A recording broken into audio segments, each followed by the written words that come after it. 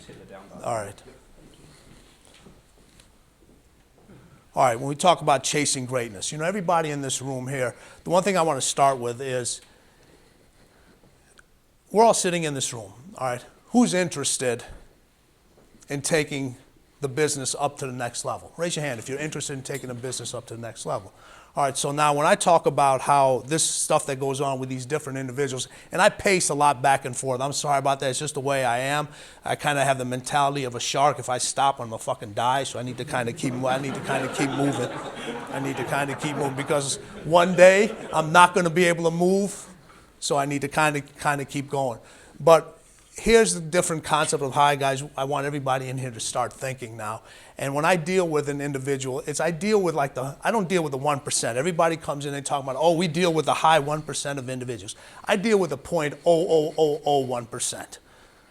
You know, the people that win championships over and over again. Michael Jordan, Kobe Bryant, Tom Brady, Roger Federer, Serena Williams, Wayne Gretzky, the individuals in sports that do stuff Derek Jeter to do stuff over and over and over again. If you put them all in a room and you were literally put a blindfold and the information of how they got to where they got to and how they stayed on top and how they continue to challenge themselves, it's the same story.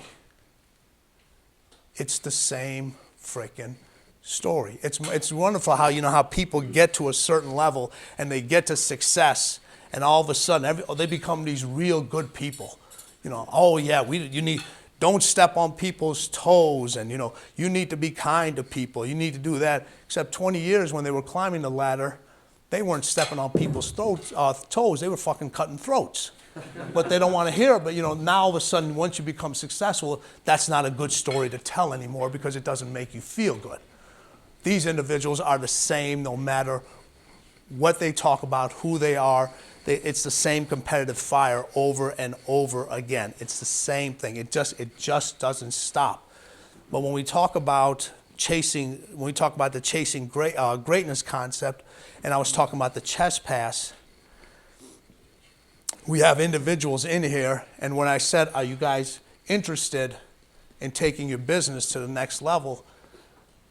If you guys are only interested, you're never going to succeed because being interested in something is a fucking hobby. Because if you're just interested in something, you give yourself an out. You don't think, you know, Michael Jordan wasn't just interested in being the best basketball player out there. Okay, Jeff Bezos isn't interested of Amazon just being another company. You got to be fucking obsessed. You got to be obsessed. But see, we're taught in society, oh, obsession is a bad word. Obsession is not a bad word. All right? In order to be the greatest, to be the best at what you want to do, in order to take over this space that you guys want to take over, being interested just isn't good enough. Honestly, if interested is all this you're doing at this table, you need to get up off this room, pay for your fucking meal, and get the fuck out of here. All right? Because interested is not going to get you where you guys want to be. You got to be obsessed. You got to be freaking obsessed with changing the culture, changing the concepts, changing people's thoughts. Like I said, interested is a hobby because it gives you an out. It gives you an out. Now, you talk to somebody and they give you this concept. And what do you say when you don't want to hurt the person's feelings? Oh, it's interesting. It's interesting. Really, you want to say, fuck, you just wasted 30 minutes of my time. I just want to, you know, you can't be interested. You got to be freaking obsessed with it. It's got to be an obsession. It's got to be something. It can't be all time consuming, but when you're in that moment, it is all time consuming. It's what you think about all the time. It's what you do all the time. It's what you can't be afraid to talk to people about what you do, how you can change a concept, how this will change, make their environment better, how you can give them a better life, how it can increase their productivity. You know why we have a lot of individuals here? I'm assuming there's a lot of people in here that have a lot to do with sales forces and so forth. And the reason people are having such a hard time communicating with other individuals now is because of frickin' technology. If you look at it, you got individuals, they can text all day, all right, but when they have to talk to somebody face to face, they have the hardest time doing it. because they hide behind this thing. They hide behind this thing all day. It's the same individuals that walk down the street. They got the 2 earbuds on, hanging in their ear, hanging in their thing. They're down here. They're oblivious to everything that's going on around them. It's the same individuals that use all the apps for their dating sites. You know, people that are on Tinder, they're on Bumble, and all this other stuff. They're great behind the concept, behind that thing, but when they actually have to meet somebody and they have to go out and talk to somebody and actually greet, they don't know how to do it. They don't know how to do it anymore. They don't know how to introduce anybody. They don't know how to shake somebody's hand. They don't know how to look at somebody in the eye. I have so many people that come in and they introduce yourself, and when they shake their hand, they're like, oh, what the fuck is this? You're not milking a fucking cow. Shake somebody's hand. Look them in the look them in the eye. Say, you know, hey, that's a one moment you get to have somebody. I want to see somebody with some confidence. Everybody in here is extremely well dressed. You know, you guys look good and all that other stuff. That's a major step in being able to take what you have. But once you have that concept, that's a level of confidence that you have to take yourself to and be able to introduce. So when you walk in and you talk about your concept and you talk about what you're going to do, that first 5 seconds when you come in, you got to walk into that room and say, I own this fucking space and I'm the baddest motherfucker here. Okay? Seriously, because that's going to be whether you're going to own that space, own that deal or not. You know, the minute you shake that person's hand or you sit there and start, you know whether whether you're going to be able to own that space, you're going to be able to tell that person whether they change that concept, or you're sitting there and you're going to be like, I'm about to give this fucking half-hour talk and I know this thing ain't going to go anywhere. You already know. You already know. So when you walk in, just, you know, when people come in, oh, I'm a little bit nervous. You know, well, how the fuck do you think they feel? How do you think they feel? So it's your job to make them comfortable or make them as uncomfortable as you need them to be to get your concept, to get your thoughts across. And those are the concepts when I talk about you have to be obsessed. Those little details, everything matters. The smallest little detail, tell them I'm not here, take a message from me. All right, I'm just the smallest little details matter. What you think is insignificant and not important could be the most important thing to somebody else. It could be the most important thing to somebody else. Pay attention to all that stuff. So when I'm talking about here about chasing greatness, now let's get back to that. Here's a problem with chasing greatness, right? A lot of individuals on your team, obviously if you're sitting in this room, I'm assuming that this doesn't apply to you, but there's a lot of individuals and listen, I can't speak for that. That'll be this gentleman here. He can bring that up later. But a lot of individuals that are chasing greatness, you haven't fucking caught average. How in the hell are you going to chase and catch greatness if you haven't caught average? You got to master average first. Once you've mastered average first, and that's what I'm talking about Michael when he was talking about the chest pass. He mastered average first. Kobe Bryant mastered average first by being able to shoot those by able to hit free throws. So you got to be able to master average. Once you've mastered average, then you catch and master good. Then you can start chasing greatness. You got to have that foundation. You got to have that foundation principle always set up. No matter, listen, you can have the most beautiful house in the world. All right, you can have the most expensive art in there. You can have all this stuff in there, the furniture and all that stuff. If the foundation is terrible, all that stuff is eventually going to crumble. So how strong is the foundation of this company?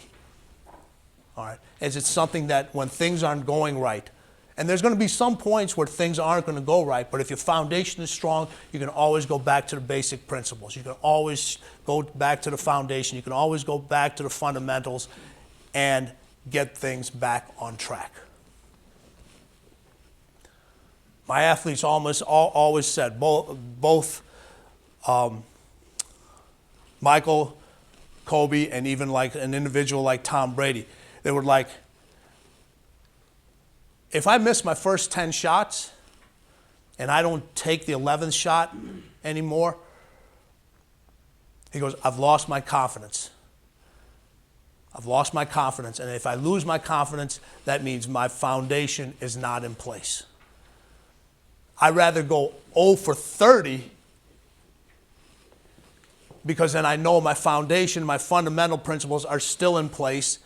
I know I still have my confidence. But if I stop shooting when I go 0 for 10, or if I'm throwing a football and I haven't completed my last six throws, and now I start running plays, now I've lost my confidence. I've lost my confidence. I don't know where my foundation is anymore.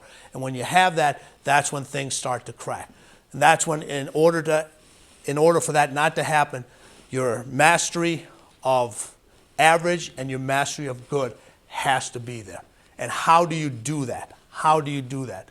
And this is very important for this company and any company out there. You have to be able to master 3 things that are very, very important. All right? What is the concept? You have to master the concept. Everybody in this room, whoever their employees are, and even for yourself, what is a concept? What is the concept you're trying to convey? And in order for you to chase greatness, there has to be mastery in there. You have to master whatever that concept is. And whatever that concept is, you have to master how to apply it, what the application is. How is it done? Your greatest organizations out there, you have different individuals that might have different styles. People come to work, they can dress a certain way, you can drive a certain car. You know, you have some individuals who are extremely wealthy and they drive the most expensive vehicle out there. You got other individuals who are extremely wealthy and they drive the cheapest fucking car out there. All right. Now that's different styles of people. Some like designer suits, some people don't. Some like high-end shoes, it doesn't. Different styles, which is fine. But the identity of the organization, the identity of your team has to be the same.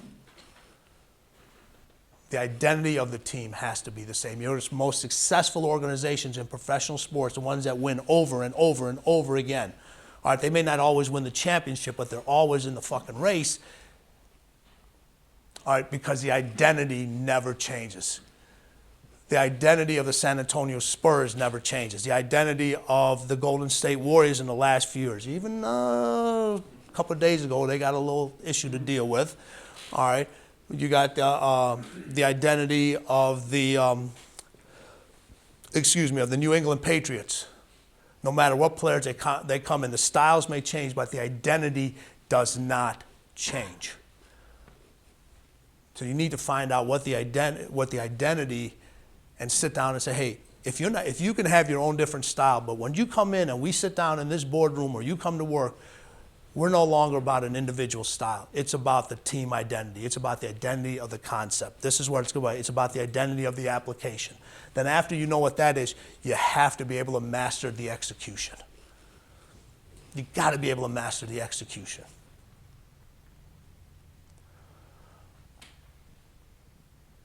And the mastery of the execution doesn't happen when you're giving the deal or in meetings. It's done years before that. It's done in practice way before that. It's being able to know that, hey, I've done the homework, I've done the research, I've done whatever is necessary, that I've mastered this concept, I've mastered this application, I've mastered this execution. You know, when guys hit game-winning shots, when they throw the touchdowns and they hit that,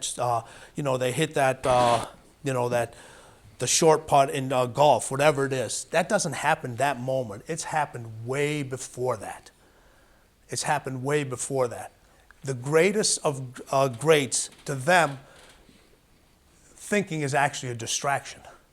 Because if you're thinking in that moment, you're not in that moment. But if you've mastered the execution, you don't have to think. You don't have to think. You already know what to do. But it takes years and years of preparation to get to the don't think stage. When you watch sports all the time, they say, oh, that athlete is overthinking. he's overthinking or she's overthinking. So what do they tell them? Don't think. What's the first thing you do? You start fucking thinking. All right? But it's the ability for those athletes and those individuals that they've mastered all those things so well. They've mastered the concept. They've mastered the application. They've mastered the execution. Well, they don't have to think. You know, you have certain individuals when you're trying to close a certain deal. There's certain people that you're going to be sent to certain meetings because you know they have the ability to close these deals, and others you're just not. Just not. And those are the individuals that you trust because they've mastered the execution. And it's got nothing to do with age. I hate this concept. Oh, he's young. The fuck does that mean? He's young. If you're young, then you should. If that's an excuse, you shouldn't be here. He's inexperienced. Well, fucking go get more experience and come back. All right? Those are just excuses. Those are just outs that you give people to make them feel good. You know, you pat somebody in the back, it's going to be okay. No, it's not going to fucking be okay. It's only going to be okay if we fix it and we put an action behind it to make it okay. If that's something you settle for when the person comes out of the meeting and they didn't close a deal, and your response is, it's okay? Could you imagine me telling one of my athletes after they missed a game-winning shot or they got an injury, hey, it's okay, Kobe Bryant? What the fuck is wrong with you? No, it's not okay. Let's figure this out. Why did it happen? Why did it happen? That's when you talk about the mastery of the execution, knowing what the execution is. And in order to master the execution, there's pleasure in the details. People don't want to do the details because it's monotonous. It's monotonous. But there's so much pleasure in the details for these individuals. They know not only their, it's funny, you know, we had a couple people here, I know a lot of people came in from Boston.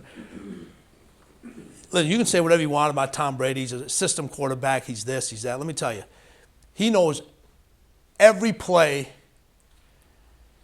of every position, not only on his team, but the opponent's team. So you don't think so? That's pleasure in the details? To sit there and know every single thing that's supposed to go on?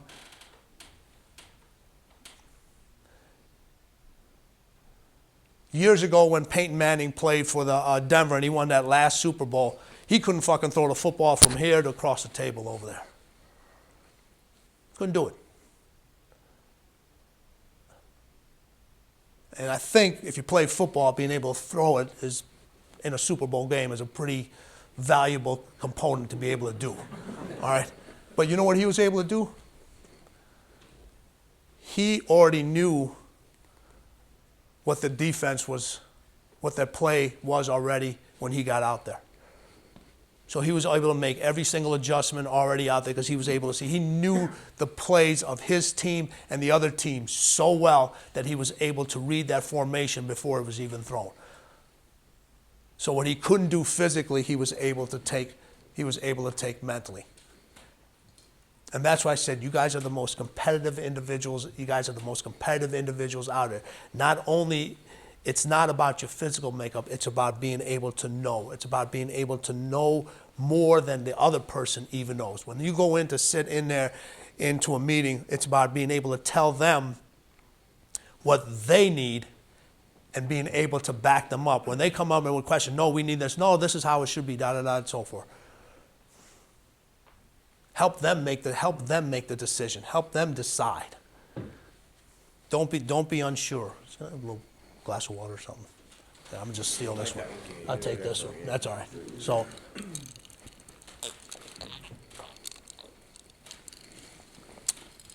So when we talk about this, we talk about a decision. You know, I know you guys we get all these tests about people saying, hey, listen, this person is built this way, this person is built this way, psychologists and all this other stuff. I'm gonna grab your glass of water here and I'll give you a great example. You look at this glass of water. all right? And people they get paid a shitload of money to sit around a table and work this out. Is this glass half full or half empty? Guys? All right? You know what the answer is? Who gives a fuck? All right? Make a decision. Is it half empty or half full? If you like what's in it, put more in it. If you don't like what's in it, pour it out, start all over. But I'm talking about when you go into a meeting, that's the whole concept behind it. All right? People, they have all these questions, they're going back and forth. You guys are in the ability of power. You guys are in the ability of mastering what you have. And when I talk about being able to take control, being able to master what you have, being able to take that situation and turn it into your favor, all right, your strongest individuals take control of almost every situation that's out there. And they do it by, it's the funniest thing, they do it by listening, not by talking. And as soon as you hear somebody say something, that's your avenue in. And if you're listening there, they're going to say something that's going to allow you to change their whole way of thinking, their whole concept. You get in there and everyone talks, everyone likes to chirp. Listen, everything's gone up in this world price-wise. Your shoes cost more, your clothes cost more, your housing costs more, everything. Being able to rent this room costs more. All right. What's the one thing that hasn't gone up since your ancestors? Talk. Talk is cheap. Talk is always going to be cheap. So shut the fuck up. Listen to what they have to say first before you say something. And then when you say something, make sure there's some value behind it. Make sure there's some value behind it. The loudest person in the room is an individual that cannot provide value. They're just trying to be seen. They're just trying to be seen. Very rarely do you see star players, star athletes. They're not the ones waving the fucking towels.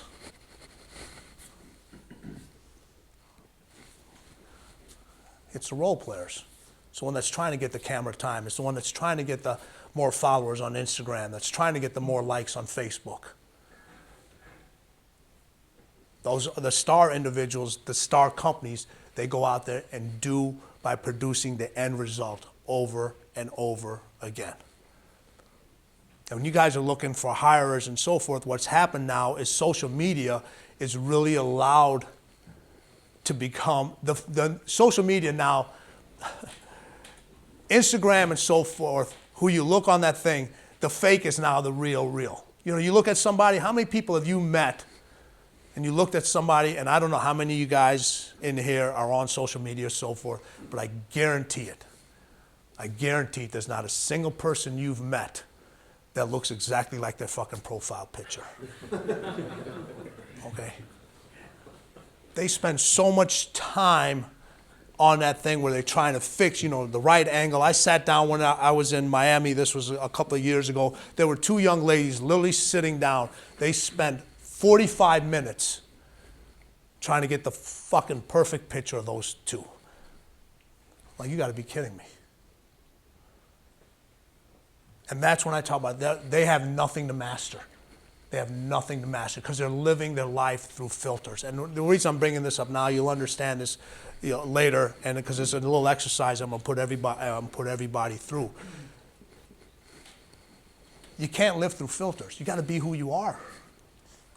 You gotta be who you are. The staff that you hire, they got to know exactly who they are. They got to know their styles. They got to know their identity.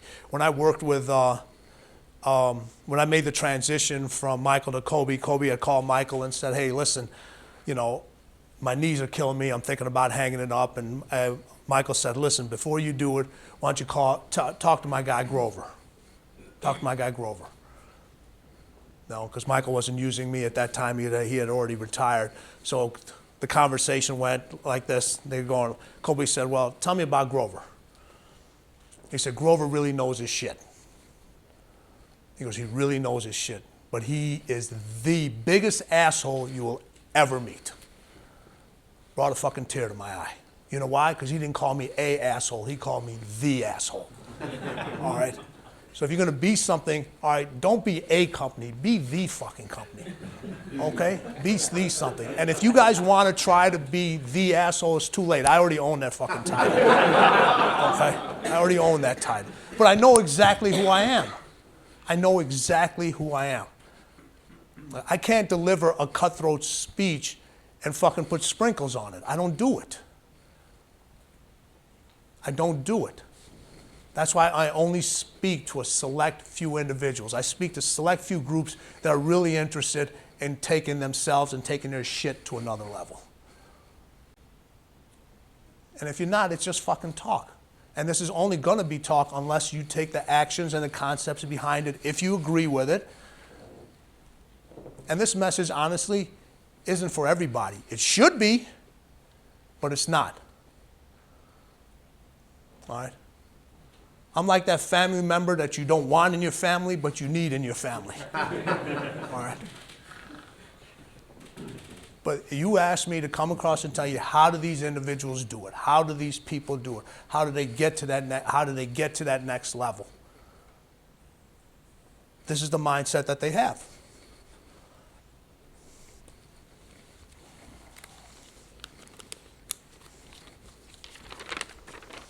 All right.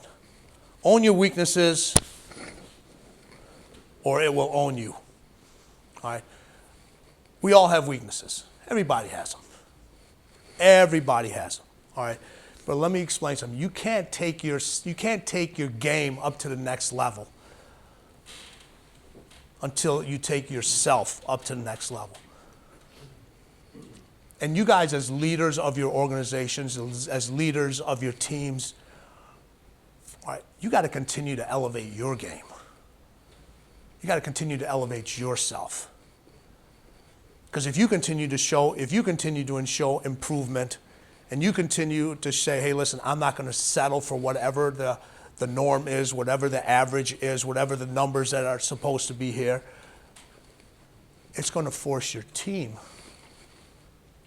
to come up to that level. You can't come down to theirs. You cannot come down to theirs. You have to go up and see who's willing to stay with you. The first thing Michael said to me the first day I worked with him, you better keep up. You better keep up. And he wasn't just talking about in the training concept. He was talking about everything that's about to happen in his life, all the adjustments that was about to go on, the level he was going to take his game and his stardom and all this other stuff. He told that to everybody that ever worked for him. He said, you better keep up. I was there from 1989, 15 years later. I fucking kept up. I kept up. It wasn't an option. It wasn't an option to him. It wasn't an option to me.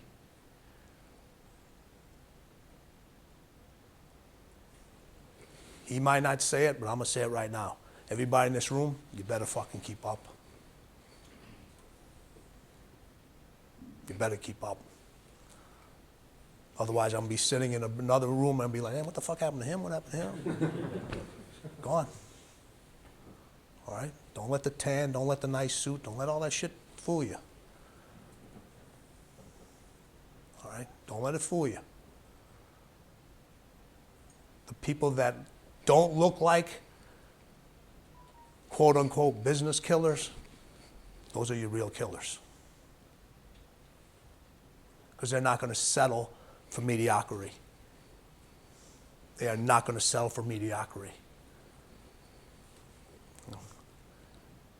And I can tell you right now, and if you disagree with me, please speak up. Okay? Neither one of us, we don't believe in weakness. You know why we don't believe in weakness? Because weakness costs too fucking much. And if you don't believe me,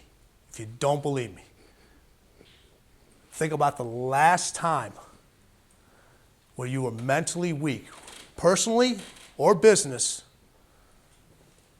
that it cost you financially, emotionally, or spiritually. Think about that.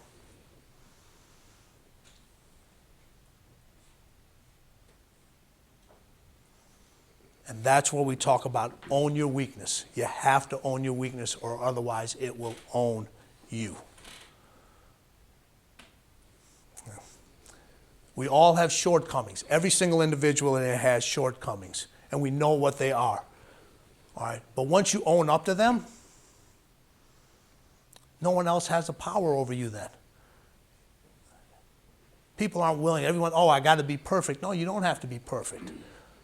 You hire somebody else to do that part of your concept that you're not capable or you're not good at doing. When I first started in the business, I did everything. When I started with Michael, I fucking did his training, I did his massage, I did his physical therapy, I did, you name it, I did it. I did it. Then I said, in order for me to continue as he involved as an athlete, as my business involved, I had to hire people that were better than me in those different areas. It's not that I was total weak in those areas, but no, there were people out there that were better than me in those particular fields. This is where I want you to do this, and I let them do their job. I let them do their job. And that's one of my shortcomings, is because I think I could fucking do anything better than anybody out there. But once I owned up to that, so I have to give this power away a little bit, let these people do this. Now I held them to the same standards that if I was doing the work. But that's when I talk about you have to own your shortcomings. You have to know what they are. Not everybody in here can do things at the highest level. There are some things that other people just can do better than you. And don't be afraid to ask those individuals to do that stuff. Now, they got to deliver it the same way you would deliver it. But don't be afraid. And that's the hardest thing for every individual in this room to do, is to allow somebody else to do something. Because you know why? You rather have the control, because if you fuck it up, you can fix it. If somebody else fucks it up, it becomes a little bit more difficult. But you've educated that individual, you've trusted that individual, they've been put in those pressure situations enough time where you know they can deliver that end result. And the hardest thing for everybody in this room, because you're so driven, is to be able to let go a little bit. Is to know what that weakness is. Okay? Okay. The one thing you'll find out in your businesses and your sales force and whatever else you deal with in professional sports, the more talented the individuals are, the more cooperative they are, and more they're willing to help other individuals. It's funny, your high-end individuals, you have the least amount of issues with. It's your low end and your middle ones that cause you more problems than anything else. You have very few problems with your superstars. Teams have very few issues with their superstars. Very few. It's all the mediocre ones that are causing all the problems. It's the same thing with business. You go out with individuals, and you know how you can always find your low-end individuals and your mediocre people. We've all been to a happy hour event, right? We've all gone out to a happy hour. Bad booze, bad food. We've all been there. And what do we do in a happy hour event? These are all your mediocre. What do? They bitch about their work. They bitch about their family life. They're not making enough money. They bitch about their housing. They bitch about everything over there. And they call it fucking happy hour. It's the most miserable fucking people, most miserable people out there. We all know those people, right? Right? Raise your hand. Raise your hand if you know those people. All right? And if you aren't putting your hand up, you are that fucking person. All right? All right? Oh. It's the same people when show up to work at 9 o'clock, leave at 5 o'clock. And they want to bitch about why they can't get anywhere. Your greatest individuals. I don't have to tell my star athletes to show up early. I don't have to tell them to stay late. Your more high-driven individuals, you don't have to tell them. They're not the ones that are, oh, you're not surprised to see them at the office early. With social media and so forth, everybody used to talk about it. How come you don't post videos of your athletes working out? You're a fucking athlete. You're supposed to work out. You're supposed to work out. It would have been more of a story if I posted a video of Kobe not working out, not preparing for the game, not preparing for practice.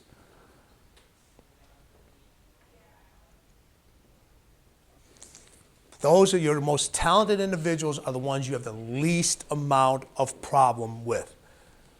And your most confident individuals, they're your least defiant too. They're your least defiant.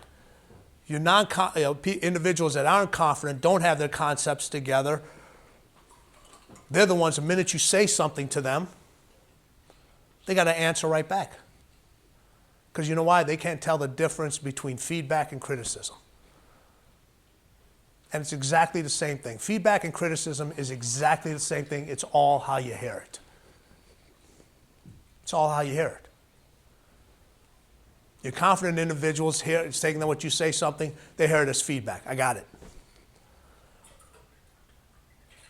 Your less confident individuals, your people that don't produce those results over and over again, they hear it as criticism.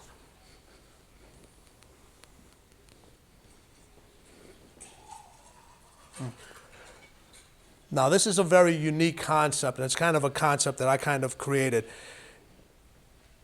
In order to continue to succeed, to see what kind of personality an individual has, to see how they can handle their shortcomings, how they can handle their weaknesses and so forth. And teams do this all the time, right? They put individuals in kind of embarrassing situations.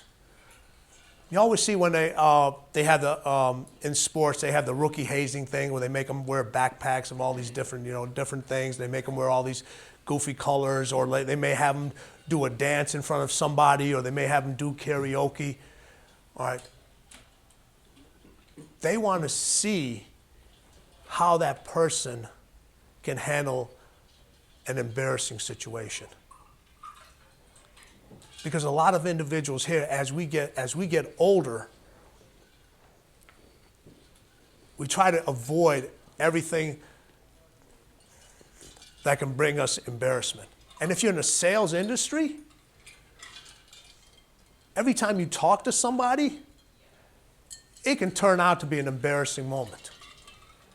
But if you have that fear of getting embarrassed, and sometimes just a simple thing of being an embarrassing moment could be a simple rejection from a person, from them saying, no, you know what, no, I'm not interested in this. Now a person just walks away. So what teams do, a lot of them, they test these individuals by putting them, hey, listen, we know you can't sing for a damn. We know you can't dance, we can't, but we're going to make you do this in front of this stage and see how you handle it. How you handle it. Because if you're afraid to be embarrassed in the business world, you ain't going to make it. You ain't going to make it.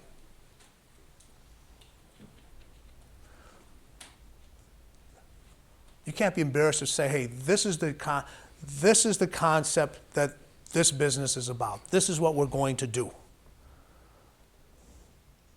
We're going to take these office spaces. We're going to totally realign your thinking, all that other stuff. When I talked about being crazy,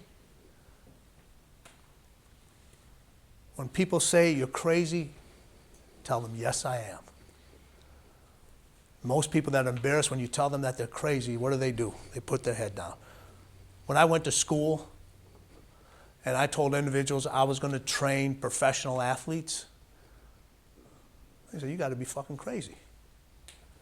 Yeah, you're damn right I'm crazy. Am I going to be embarrassed when I go to an athlete and say, hey, this is what I'm capable of doing? You can't be. Don't be embarrassed by rejection. Don't be embarrassed by putting out a new concept. Know in this business is just the start of a new conversation. That's all it is. It's the start of a new conversation. Just because it didn't happen now doesn't mean it's not going to happen.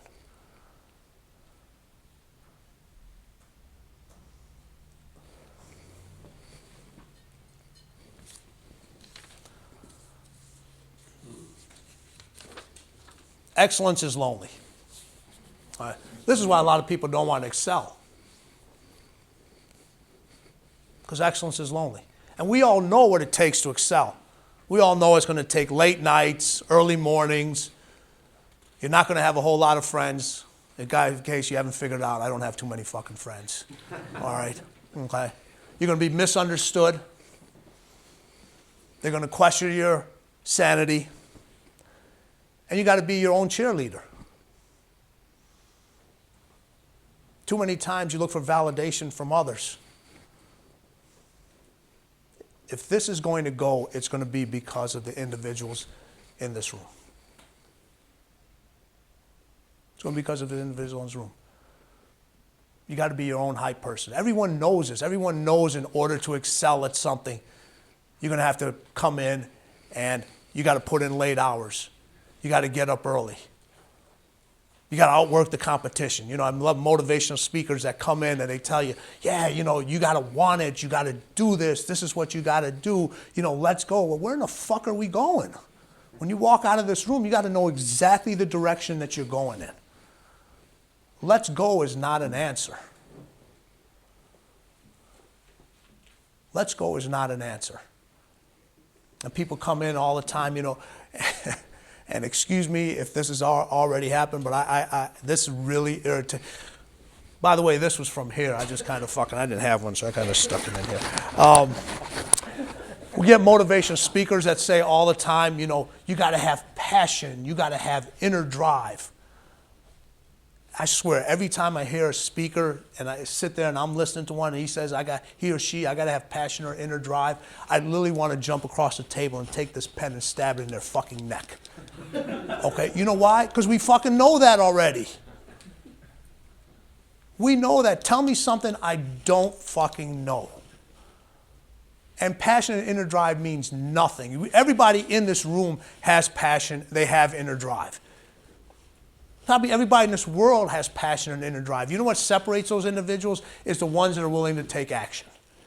Otherwise, passion and inner drive is just an emotion. That's all it is. We have emotions all the time. It's the action you put behind that emotion. It's the action you put behind that passion. It's that action you put behind that inner drive that's going to get you where you want to be.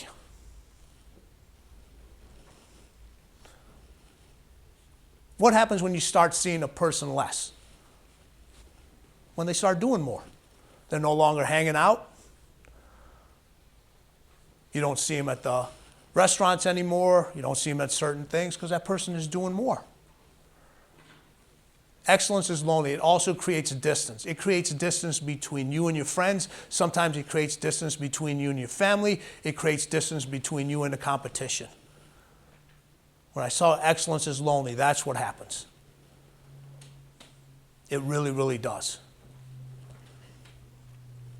When I was in college, everybody used to come up to me and say, hey, man, we never see you at Grove. Come to this party. We never see you at this party. Come to this fraternity thing. We never see you here. We never see you at the clubs. We never see you at this.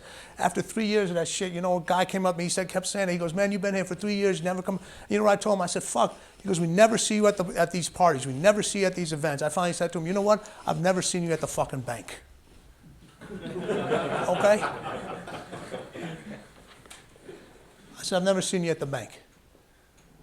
What's important to him and what's separated, and you know what that individual does? He's a fucking manager of a nightclub.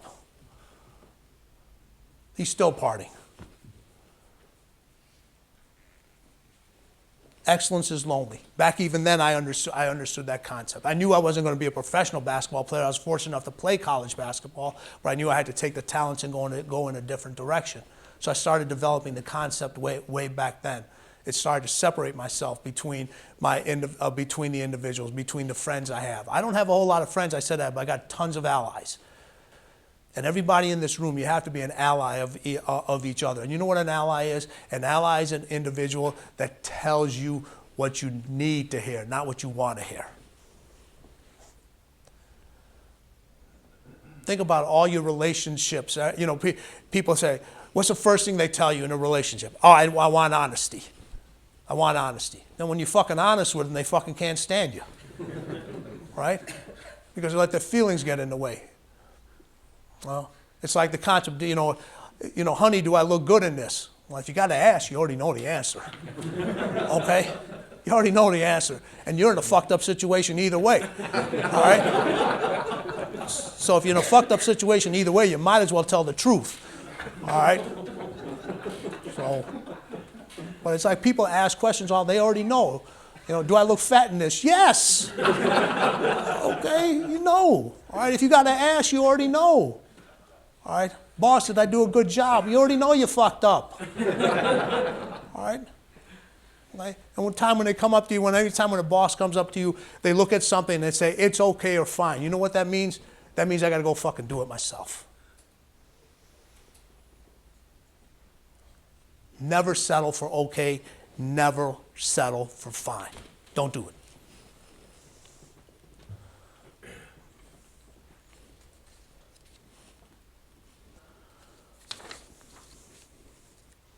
Pressure is a privilege.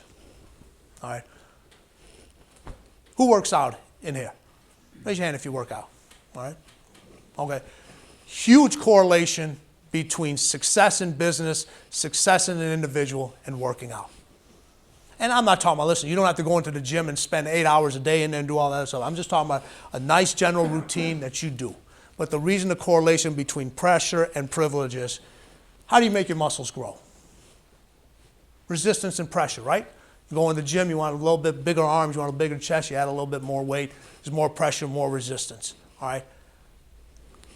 Same thing with this fucking thing here.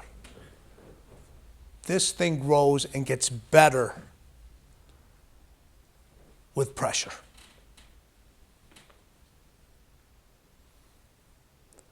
Businesses and individuals, you can't get better, you can't get to that next level without pressure. If you've ever had a cut on your arm, cut on your leg or whatever, how do you stop it from bleeding? You put pressure on it, right? Put pressure on it. How in the hell are diamonds made? Pressure. All right. You know what pressure allows you to do? Pressure allows you to do 4 things. Okay. It makes you more talented.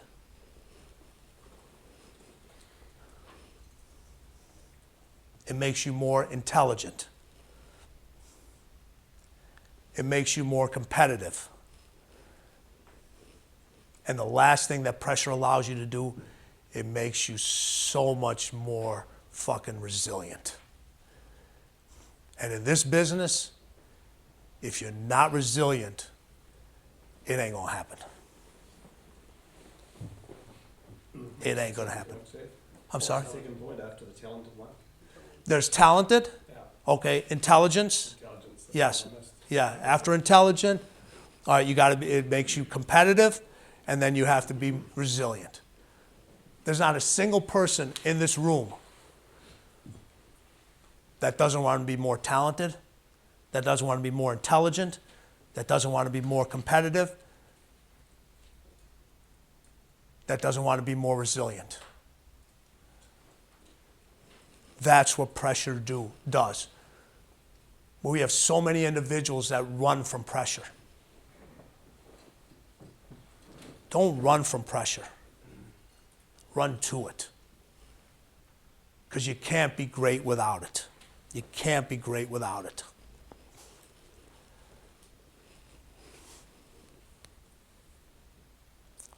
Pressure and pressure situations define who we are and who we're not.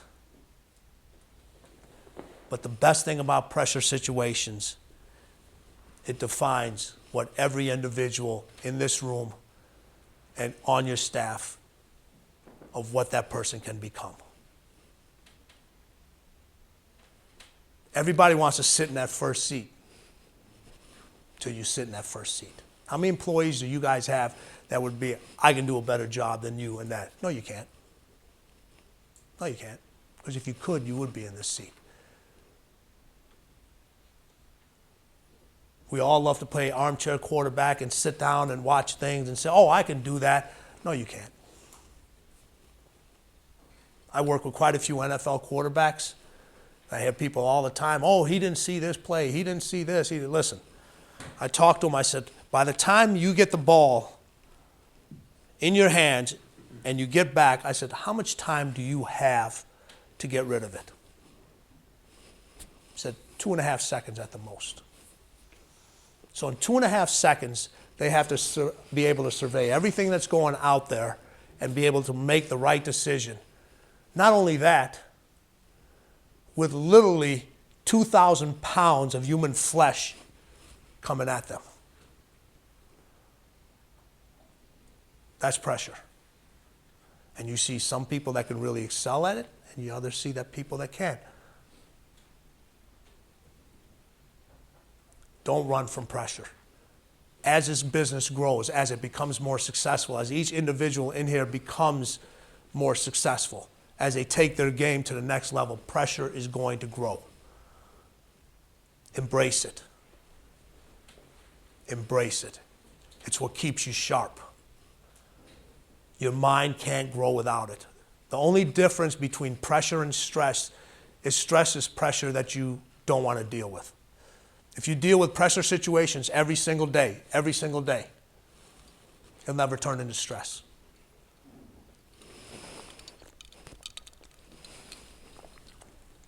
And there's certain individuals that thrive under the greatest amount of pressure. You know how they always talk about don't let the pleasure exceed the pleasure? For the top individuals, the pressure is the pleasure. You know, you got a lot of young people in here. If you go back up, if you watch the old YouTube thing when Michael Jordan hit that shot on Craig Elo for to take the Bulls into the playoffs when it was against Cleveland. So Doug Collins is sitting in there. He was a coach at the time, and he draws up this elaborate play. There's like 3 seconds left on the clock. Scotty, you go here. Michael, you go here. You do all this other stuff and all this other stuff. They break out of the huddle. Michael looks at all the players. He says, hey, man, give me the fucking ball and get the hell out the way. That's the play. That's the play. Pressure is a privilege. If we're going to win this game, I'm going to win this game. If we're going to lose this game, I'm going to lose this game. I'll be damned if I put it in anybody else's hands. If this company's going to get to where it wants to be and where it should be and where it can be, it's because of how everybody in this room is going to handle that pressure situation. Don't look at anybody else. When I walk out of this room and this young lady walks out of this room, and I don't know if the videographer works for you guys or not, but that's what it's going to be. In order for this to get to wherever you guys want it to get to, all right, and the numbers that the CEO and each individual here has set up for the company, if those numbers are the same thing that matches the numbers in your head, then this goes back to what I said earlier. You're just interested. Because every individual in here, you should be setting unrealistic goals and expect them to achieve them. That's the difference between interested and obsessed.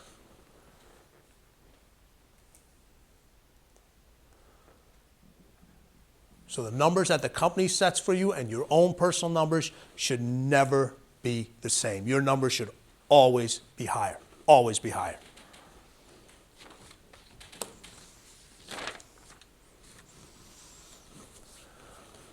This one, I hear this all the time. Well, there is no there is no balance. We hear these individuals all the time. You got to have more balance in your life. How many times you guys heard this, either from another individual or somebody?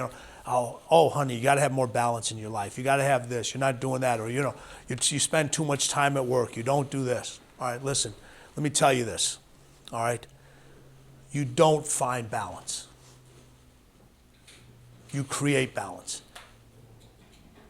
And it's different for every individual in here. It's different for every single individual in this thing. And this is another thing I have a hard time with all the speakers out there that go out there and just said, you know, yeah, you have to have more balance. People have made a shitload of money off of this concept. I'll tell you right now, there is no balance. There just isn't. And how do you get, when you try to get closer to balance, what do we try to do? You know, you're not spending enough time at home. You spend too much time at work. You need to spend more time with the kids. You need to find a hobby. So what do we start to do? We start to add more and more stuff. Is it a lot easier to balance 2 or 3 things, or is it a lot easier to try to balance 9 or 10 things? So what do we try to do? We try to keep adding and adding stuff. The way you get closer to balance, is not by the daily increase. It's by the daily decrease. You got to get rid of some shit. And there's not a single individual in this room, including myself, that doesn't have a habit or an individual in their life right now that you need to get the fucking rid of. Think about it. There's an employee in your company or something that's going on that shouldn't be there. But it's not the right time. All right. Because you're letting your feelings get in the way. And that individual or that habit or something is keeping you and keeping the company from getting to that next level.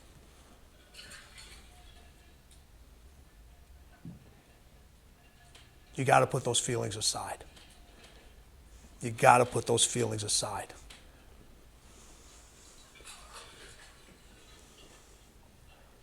We all have cell phones. We all have cell phones in here. You get your constant updating. Your apps get updated. Your phone gets updated. Your security system gets updated.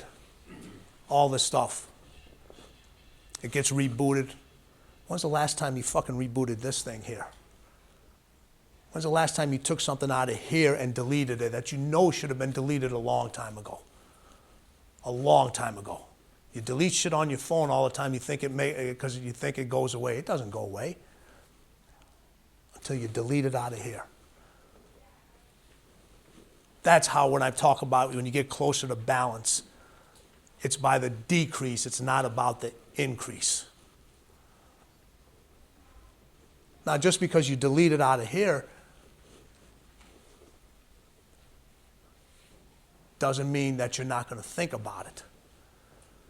The difference between an athlete or a successful entrepreneur, business person, is they don't forget, but they have the ability not to think about it. So a quarterback throws an interception in a crucial situation, or a soccer player misses that penalty kick, or an athlete misses that game-winning shot. They don't forget about those situations, but they have the ability not to constantly think about those situations.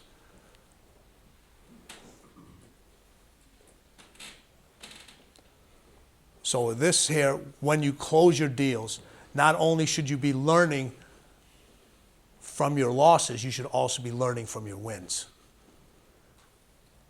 Learn just as much, maybe more from your wins than you do from your losses. And when we talk about balance in here, you know, if you've seen a scale, if this was a scale, that would be the center. That would be the center thing. All right. I'm assuming every person in this room, everyone wants to have more than a 0 life. You want to have more than 0 sales. You want to have more than 0 happiness. You want to have more than 0 success. You want to have more than 0 money. What's the number on a perfectly balanced scale? It's a fucking 0.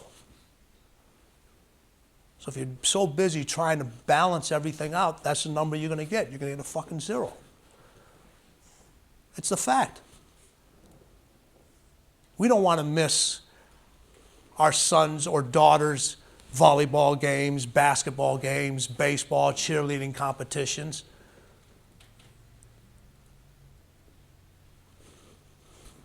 I think everybody in this room has missed at least one. Now, if you were available and you didn't go, you're just a fucking prick, all right? But if you're doing something else and you didn't go, it happens.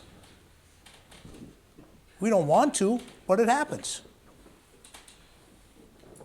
If you're so busy trying to balance those things out all the time, everything you do is going to be a fucking 0. It is. Your personal life is going to be a 0. Your business life is going to be a 0. Something has to give. Something has to give. In the book, we have the traits of the greatest competitors out there. This is what I call the relentless 13, and I've listed them all as number 1.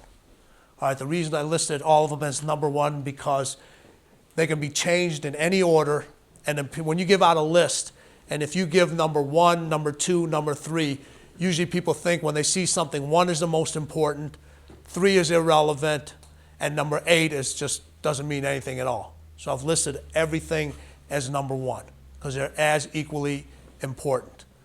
If you have multiple kids, you know, your second kid isn't less important than your first kid. You know, if you've been in multiple marriages, I'm sure, you know, your second wife is probably a little bit more important than your first now. But there are some exceptions to the rule. But I always list everything as number 1 because they're just as important. And these are the traits, I'm telling you, every competitive individual. Now, this isn't about being a nice person. This is about winning. This is about being competitive.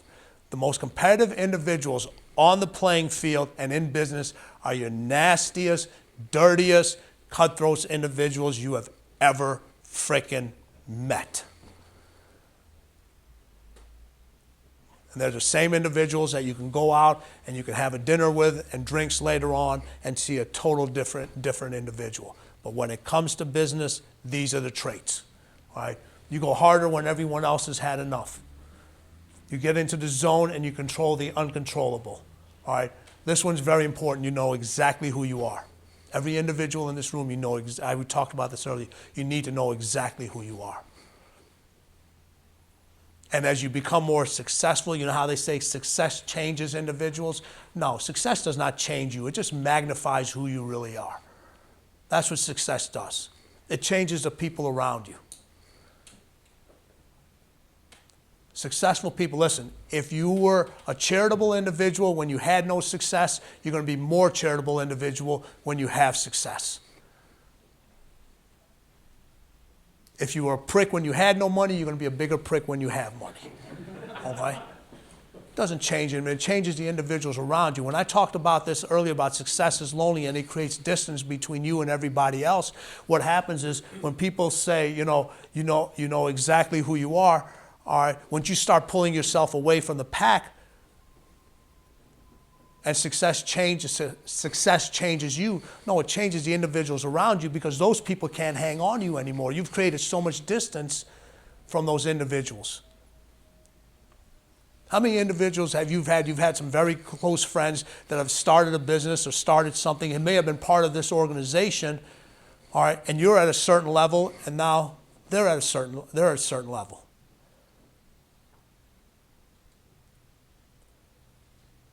It's the whole issue I have to deal with professional athletes and the entourage. The entourage, their job is not to let the athlete excel. Because once the athlete excels, they lose their value. You've started creating distance. When you know exactly who you are and you become more successful, and you know what, you start creating distance between those individuals that know what you want, you know what you want, between the individuals that don't. The individuals that don't pursue their own dreams are not going to push you to pursue yours. There's just not. You have a dark side that refuses to be taught to be good. Every individual in this room has a dark side. This ain't about vampires and Star Wars and all that other stuff. This is about what lights your own fire, what's unique to you, what gets things done when nothing else will. It's about the individual that's been raised either in a broken home or by a single parent or no parent, and they handle the situation two ways. One uses it as an excuse for the rest of their life, and you got the other individual that says, watch me.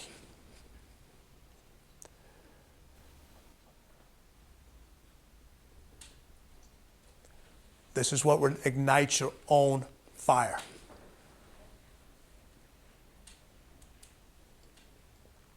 Every individual in this room has one.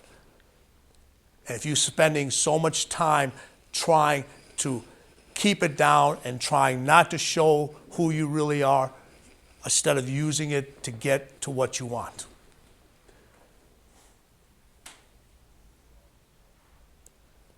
If you think about it, your alter ego is really not your alter ego. It's who you really are. It's who you really are. They can't turn it off.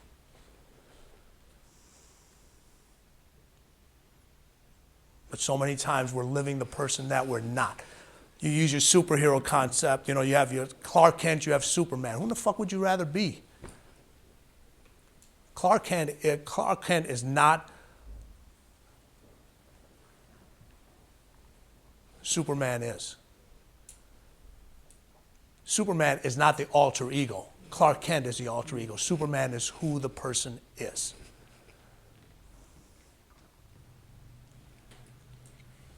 Know what your dark side is. Use it. Use it. Use it and control it. It'll take this business, it'll take you to heights you've never thought you could achieve. And you can't get there without it. Trust me on this concept. Trust me. This isn't about drugs. This isn't about sex. This isn't about alcohol. This isn't about womanizing. It can be.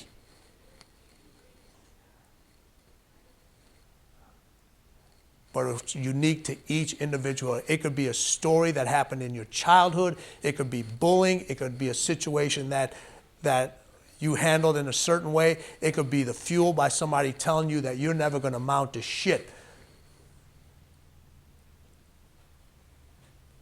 It could be the story of when you decide to put this company together and says, you're out of your fucking mind. And your response to that is, watch me. When you leave out of this room, when I leave out of this room, I need one thing to happen from everybody in here. I need everybody in here to have a fuck you moment.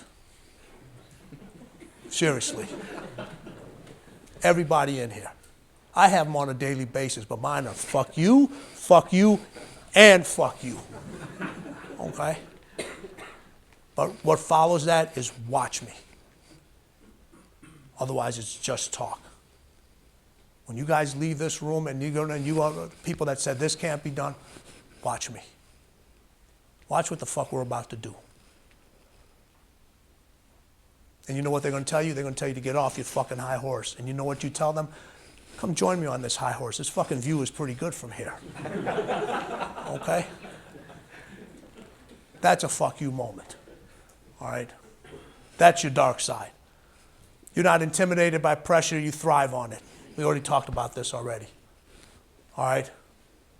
When everyone hits the in case of emergency button, they're all looking at you. All right? That's that individual that says, I got this. I got this. And you're going to have it in case of emergency button. You probably already had those in your company already, and you're going to have numerous more. You're going to have know who those individuals are.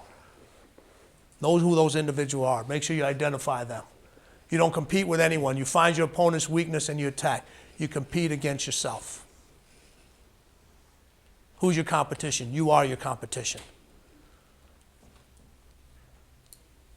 Because your standards are much higher than everybody else's. You make decisions, not suggestions. So many people in here love to make suggestions all the time. You know why they don't want to make a decision? Because now you got to answer the hard questions. If you make a suggestion, you got your way out. It was just a suggestion. It's the same thing between interested and obsessed. Make a decision. Make a decision. All right? You don't have to love the work, but you crave the end result. There's not a single individual in here that loves 100% of what they do in this job. There isn't. There's something you're just not going to love. But you crave that end result so much that the work becomes irrelevant. You think my guys liked it when I showed up at 5 o'clock in the morning to put them through a workout, get them their treatment, do all that other stuff? They'd rather be sleeping, of course. Think we want to be sitting in a meeting here with fucking snow outside? We'd rather be out on the golf course somewhere. But those are different things that, you know what, you don't love everything about your work, but you crave that end result and you continue to do this stuff over and over again because that end result is all that matters. It's all that matters. 2 years ago when Bill Belichick won when they won the Super Bowl, 90 minutes after the interview, after they won the Super Bowl, a reporter came up to him and said, "Hey, you know what?" He goes, tell us about this victory." He goes, "That was 90 minutes ago." He goes, "I'm 5 weeks behind next season. I'm 5 weeks behind next season."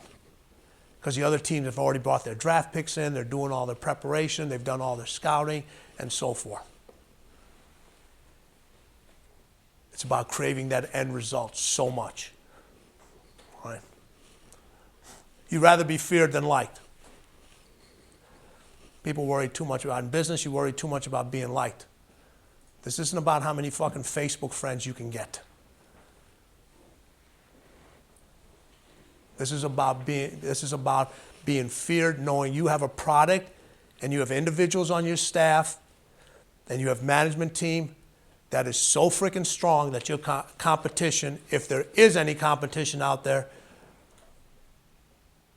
should be so nervous when you make a presentation or they know they have to compete against you to try to get a contract. They should be fucking shaking. They should walk in there just like you walk into the room and say, "I own this fucking room." They should be walking into the room and saying, "Yeah, you know what? They do own this fucking room." That's the difference between being feared and being liked. Okay? You trust very few people and they better not let you down. This is against friends and allies. You trust your allies. Your friends, right? We all have a best friend in here, okay? If your best friend is too friendly, he or she should not be your best friend. It goes back to the situation about everything's going to be okay. It's all good.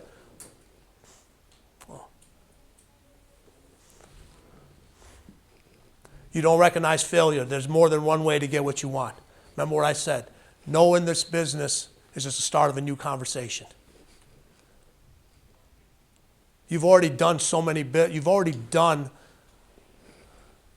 office spaces and so many things. The numbers that you show, hey, show the productivity that's changed. Hey, look, we did this office space. Look what happened there. They went from this to this, this to this, this to this. All right. Show those stats. That's when somebody says, hey, you didn't get that contract. This is what we did for them. You sure you want to walk away with this? Let your results do the talking. Let your results do the talking. You don't celebrate your achievements. You always want more. You enjoy your achievements. I'm not telling you to enjoy them, but a celebration. We have individuals that celebrate every fucking week. What are they? I'm celebrating a weekend. Everybody's looking for a Friday, looking for hump day. What the hell you got to celebrate? What the hell can you possibly be celebrating I have people that have won championships 12 years ago that are still fucking celebrating. Enjoy your achievements. Enjoy them. But there's a huge difference between enjoying something and constantly celebrating it all the time. There's always more to do. There's always more to do.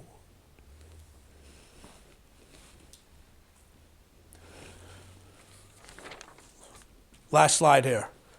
Everyone tells you hear this all the time. This is another thing about motivational speakers. And I don't consider myself a motivational speaker. All right? I'm more, like I said, hit you in the balls, put my foot up your ass, that kind of thing.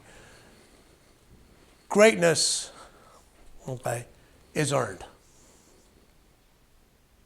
It's the bottom line. You're not born with greatness, it's earned. All right? And you have to pay for it. It's like rent. You got to pay for it every single day. And when you stop paying for greatness, it goes away.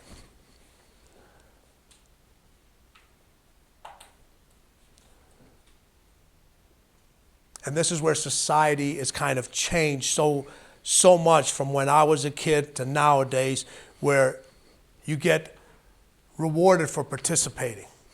You have kids in here, right? So I'm assuming some few of you have kids. Now, you go to a sporting event, they make you sign stuff that you can only say positive things. Or they go to a summer camp and everyone gets a trophy for participating. My daughter was in the 3rd grade and she came home, Daddy, Daddy, Daddy. She brought me this trophy. And I looked at the trophy, it said 16th place. 16th place. And I'm thinking about it. There was only 11 teams. How the hell we get a 16th place? It was a trophy for participating. You got to be fucking kidding me. So you're telling people it's okay just to show up. Just show up. And then you got parents whose kids don't show up and they go to the camp counselor and bitch because they didn't get a trophy. If you get 30 individuals that apply for a job that want to be part of this organization, are all 30 going to get the job? No. If there's one position, one person is going to get the job.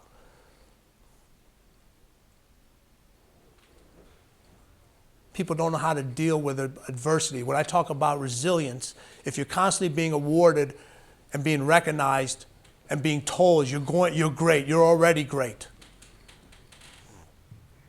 No, it doesn't work that way. Results still matter. Results still matter. I guarantee nobody in this room is going to call somebody into their office and say, listen, your passion and inner drive is unbelievable. All right? You have greatness inside you. Your results fucking suck. I'm going to give you a raise. Okay? He'll be on his fucking plane saying, what the fuck you doing? All right? Results matter. Results matter. Now, the one thing you are born with is an edge. Everybody has an edge. All right? Some use it, some don't.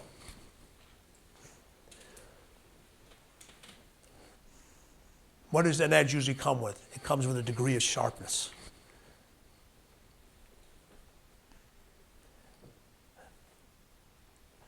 And having that edge and having that sharpness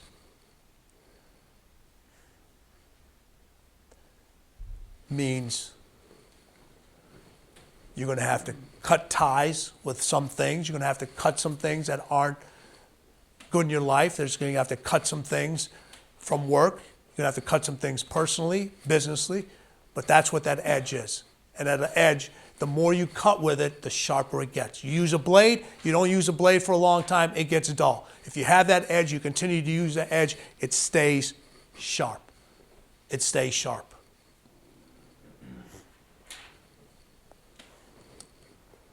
Now, when you were brought into this company, all right, we all had what's known as, and this is going to be this is very important. I want to leave you guys with this, all right. You were all hired and brought up to this level is because someone saw that you had that quote-unquote it factor. Now, let me tell you something about an it factor. The it factor has a frickin' expiration date. Everybody in this room, we have an expiration date. All right? And that word, it, is going to be very important in order for you guys to get to wherever you want to be. because it's not that you can't. It is if you will. It's not that you can't. It's if you will. That's what's going to determine the success of this company. You all have the it factor. It has an expiration date. It's not that you can't. It's whether you will. If you don't remember anything I've said for the last, I don't know how long I've been talking, don't forget that last part. Don't forget that last part. Thank you, everybody.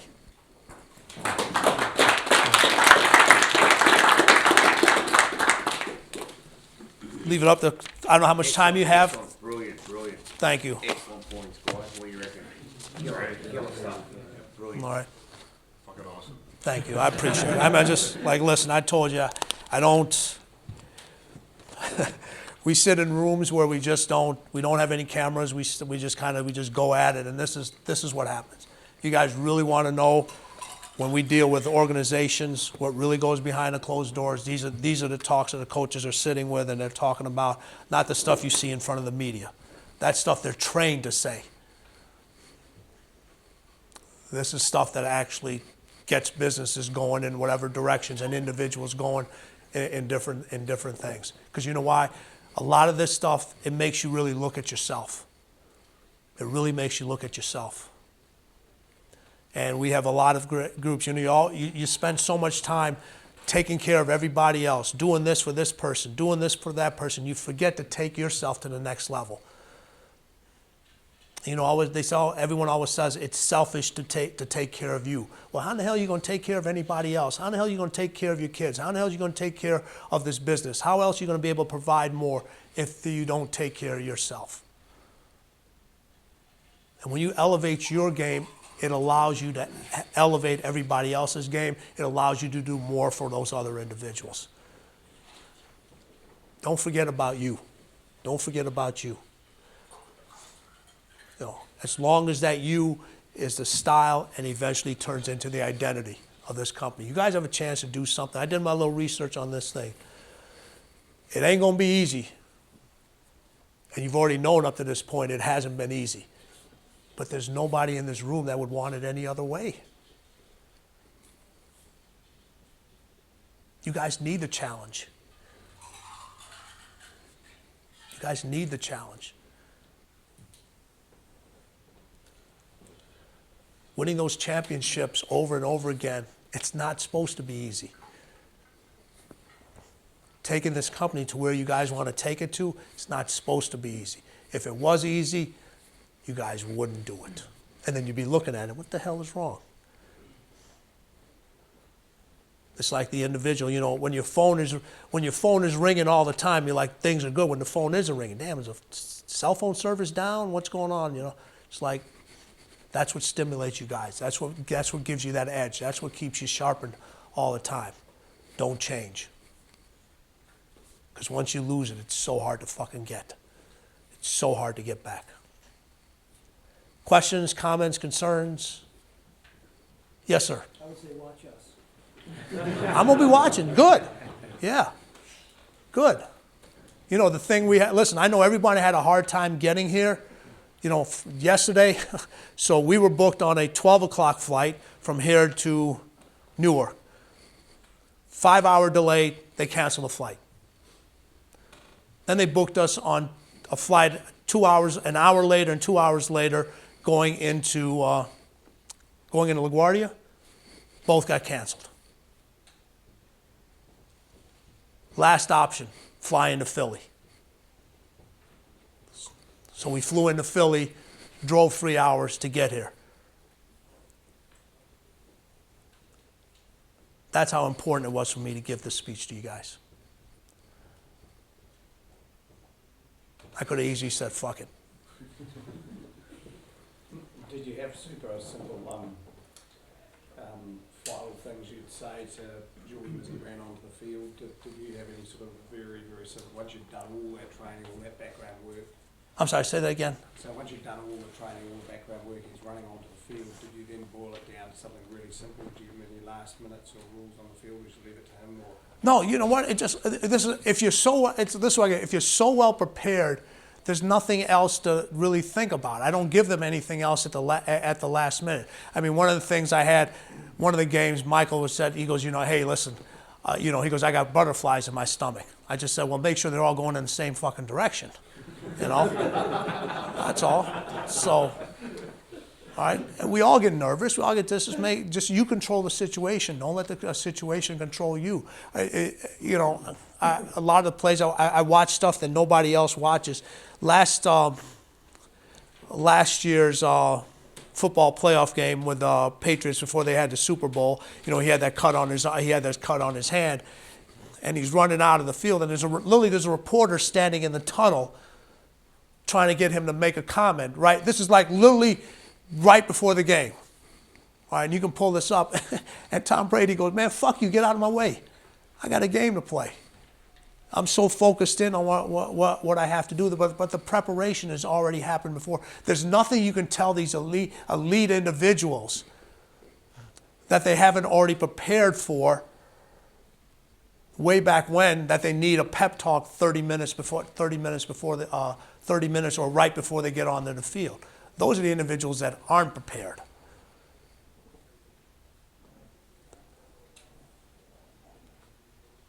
Those are individuals that aren't prepared. It's just like when we were kids, when we took tests.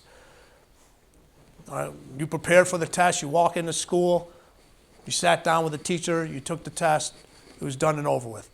You weren't prepared, oh fuck, I hope there's a substitute teacher, I hope we have a snow day, I hope the fire alarm goes off.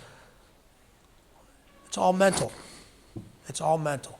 This isn't about this isn't about the success of this company. Your health is going to determine by your physical, but the success of this company is going to be determined by how your mental makeup is going to be, how you're going to handle everything that's going to come at you, the good and the bad. As you become more successful, what's going to happen? You're going to have a tendency to become a little soft. You're going to have a tendency to become a little relaxed. It's human nature. Could you say some more about your point? You see things others don't see, because I think that applies to us. That's how we. 100%. If we don't continue to see things that others don't see, we're just going to plateau off, and then we're going to drop. That's why I said everybody in this room is a little fucking off. You have to be. That's the definition of crazy. You know, you look at, I like to use Amazon because everybody knows the success of Amazon. All right. Here you guys, this guy's sitting in the garage. He started out doing books, and then afterwards, you know, he says, you know what? I'm going to sit around here. I'm going to deliver packages to anybody in 2 weeks. So he started to see something that nobody else, and everybody around him is saying, you're fucking crazy. Then he said, you know what?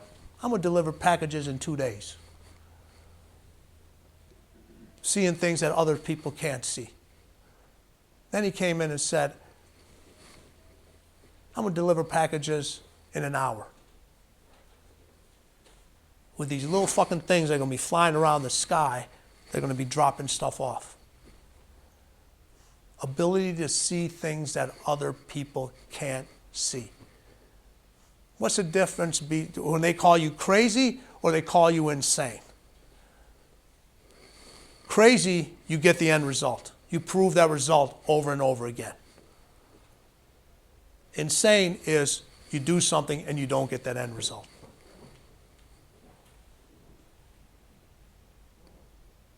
You've gotten the end result, but you want more of the end result. At some point, what you guys don't see and not willing to take action on what you don't see, somebody else will. Somebody else will. You guys have already been, you have the ability to already see things that nobody else can. Don't lose that. Don't lose that.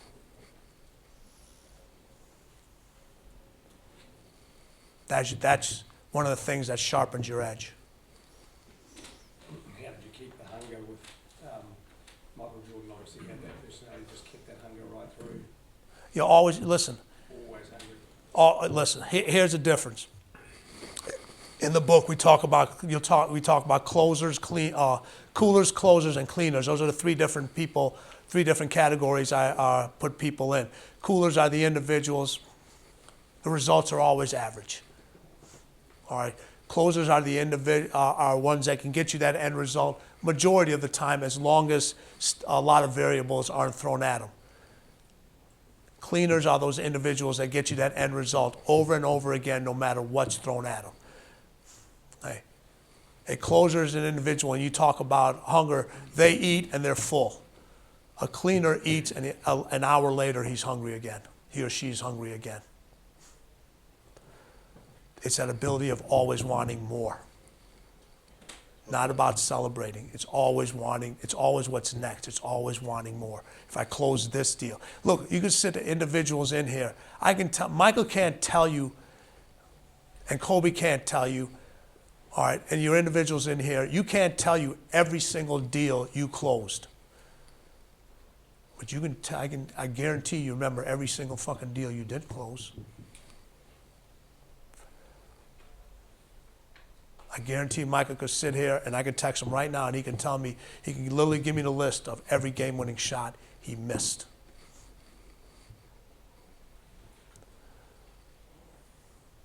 Same thing with Kobe. That's the difference between constantly staying hungry. After every basketball game, there's a stat sheet. There's a stat sheet, and I'll give this point. I'm glad you brought this up. On the stat sheet, it has, how many points, rebounds, all this other stuff. Michael said, never show me that stat sheet. So we had a special one made for him. How many turnovers he had? How many fouls he committed? And how many free throws he missed. All right. I'm supposed to score baskets. I'm supposed to get rebounds. I'm supposed to get assists. I'm not supposed to turn the ball over. I'm not supposed to commit stupid fouls. I'm not supposed to miss free throws. That's the definition of staying hungry. Spoke about the more talented, more cooperative. More talented, more cooperative. It's funny, when you're more talented, people think they're the most defiant. Your most talented individuals are the ones that are willing to help everybody out, share your secrets. This is what it takes to get to that edge. You know why? Because it forces them to raise their game. Michael would take every single play. He was like, I don't have any secrets. Hey, you want to work on this? This is how I do this move. This is what I do. Here it is. Because you know what? Next year I got something else for you. I got something else for you. They're always looking for help. I sent out, how I got to Michael was there's 15 players on a basketball team. I wrote 14 letters. This was when you actually had to write letters. This was before the email days and everything. Put a stamp on it. Put them in the thing. I sent out 14 letters to the Bulls players. The one person I did not send a letter to was Michael. He's already the best player. Why in the hell does he need any help? I got one phone call back from him. Most talented, most cooperative. I never had to tell him, listen, man, you need to work out. We need to do this treatment. We need to go get extra shots up. Literally after every single game, I'd ask him one question. Or sometimes I wouldn't even ask him a question. It would be this, this, or this, meaning working out. We working out at 5 a.m., 6 a.m., or 7. And he'd shoot something back at me, and when I was getting it, I didn't have to get him out of bed. Didn't have to push him, ready to go.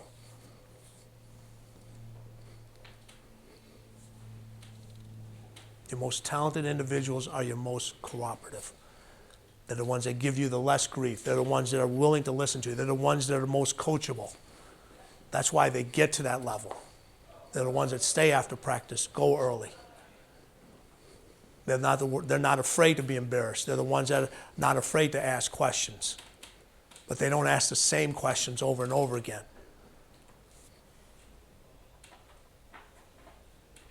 They ask a question, you give them the answer, they figure it out.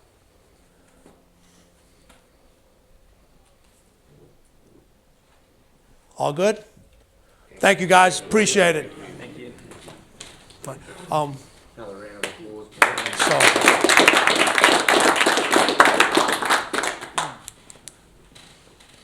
You want to sign the books? Or you want me to sign the books? I'll be more than happy to. Awesome, yeah. All right. Great. Thank you.